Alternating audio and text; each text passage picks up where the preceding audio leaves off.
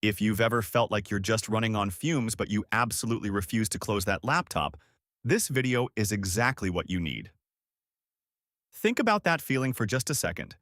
Your eyes are heavy, the text is literally starting to blur together, and your brain feels completely fried, but you stay glued to your desk, refusing to walk away. Why do we force the finish line when we are clearly way past our limit? Okay, let's dive into this and start dismantling some of these deeply flawed work habits we've all picked up. So the first thing we need to understand is the pressure to finish. We face this massive, just crushing internal pressure when our energy, our focus, and our creativity have essentially dropped right off a cliff. But despite that, we feel this intense, almost irrational obligation to keep going. I mean, how many times have you muttered this exact phrase to yourself? I've come this far, so I might as well finish. Let's picture this for a moment. It's 11 p.m. You're staring blankly at a blinking cursor, typing a single sentence, deleting it, and then typing it again, literally just so you can say that you finished. It perfectly captures the sunk cost fallacy.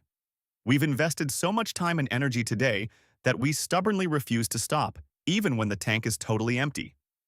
To overcome this pressure to finish feeling, we need to redefine what true productivity is. So here is the harsh reality of the situation. A tired mind might be able to physically continue. Sure, your fingers can still hit the keys, your eyes can technically still scan a document, but your brain, it just won't be able to creatively solve problems or generate fresh ideas. Let's actually walk through this burnout cycle and see what happens when we ignore our limits just to get the job done. The first thing we do is we completely ignore those glaring signs of exhaustion. We brush off the fatigue and the brain fog.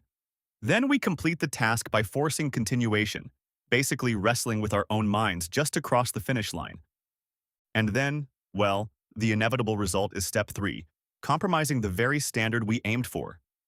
You might check the box and say, okay, the task is done, but the work itself isn't anywhere near what you actually wanted it to be. And we face the agitating reality of it all. Pushing through at the exact wrong moment leads directly to rushed work, significantly weaker decisions, and vastly lower quality. Working while you're mentally depleted doesn't just mean you're tired, it means you are actively harming the quality of your output. It's entirely counterproductive to the goals you're actually trying to achieve.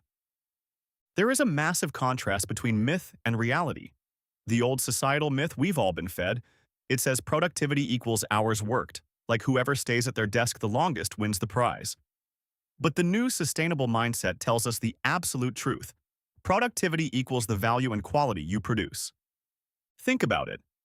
Nobody celebrates a poor decision simply because it took 14 exhausted hours to make. True productivity is not measured by how long you sit at your desk. It is measured by the value and quality of the work you produce. That is why we need to change the way we see rest. Stopping is not laziness. Stepping away is not failure. A pause can be the very thing that protects the quality of your work. This is a massive mindset shift. It is time to let go of the guilt that comes with taking a break, because sometimes the most productive thing you can do is stop before exhaustion starts making decisions for you. Stopping at the right moment is not laziness, it is self-awareness. Pausing isn't a weakness, and it's certainly not a lack of drive. Recognizing when to stop actually protects your work, and more importantly, it protects your mental well-being. It proves that you actually understand your own capabilities and your limits. So what does this self-awareness look like in real life? Well, we can call them protective pauses, and these are highly practical. It could just be taking a short break to grab a coffee and reset your brain.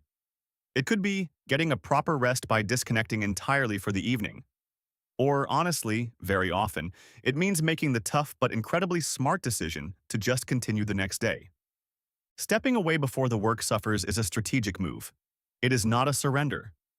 Because we really have to remember that motivation isn't static. It naturally ebbs and flows throughout a task.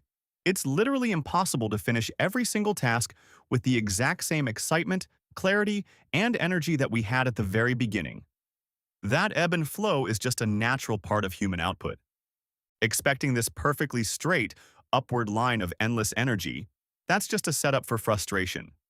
So the crucial point is, how do we actually design our days knowing all of this? To accomplish a truly sustainable rhythm, we need 3 primary tools. systems, boundaries, and rest. We absolutely need these tools to help us recognize when we're working with genuine focus versus when we're simply forcing ourselves to continue. You need a system to track your tasks, a firm boundary that tells you exactly when it's time to close the laptop for the day, and dedicated periods of complete rest to recharge the batteries. This completely changes how we define preventing burnout. Actually, scratch that. It changes how we approach preventing burnout altogether. It means learning to respect our limits before we ever reach a breaking point. It means understanding that rest is a part of productivity, not the opposite of it. This is absolutely crucial to anchor in your mind. Rest is not some reward you only earn once you've burned yourself out entirely. It's a necessary, proactive productivity tool you use to prevent burnout from happening in the first place. We absolutely need to directly challenge that whole hustle culture mentality. The goal is not to work until we are empty. Draining your tank completely, wringing out every last drop of energy day after day, that is a fundamentally flawed strategy. A car cannot run on an empty tank, and there's no way your brain can either. The true goal, the whole point of all this, is to produce meaningful, thoughtful, and high-quality work over time. By having the courage to step away, by utilizing those protective pauses and actually resting, your overall standard of work is going to drastically improve in the long run. You become more consistent, far more creative, and just generally more effective. So, ask yourself, will you work until you are totally running on empty today? Or will you pause to do better work tomorrow? Embrace a sustainable rhythm.